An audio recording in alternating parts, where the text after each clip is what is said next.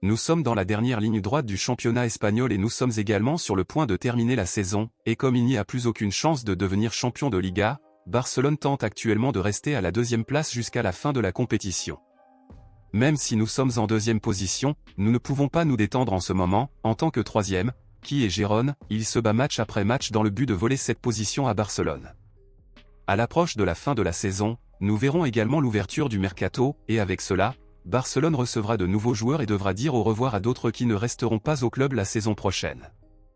Après le match d'aujourd'hui, l'entraîneur Xavi a été interrogé sur les projets de Barcelone et si le club signerait un pivot permanent lors de la prochaine fenêtre de transfert, car tout le monde sait que signer un pivot en ce moment est la plus grande priorité de Barcelone.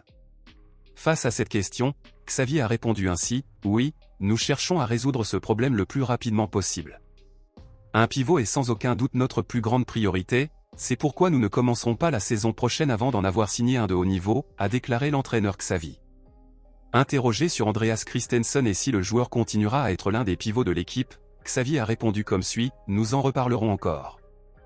L'idée de faire appel à un pivot de haut niveau est précisément pour qu'Andreas puisse revenir à son poste réel, qui est comme un défenseur. Cependant, nous avons beaucoup de joueurs à ce poste en ce moment, nous allons donc lui parler pour décider de ce qui sera le mieux pour nous deux », a déclaré Xavi.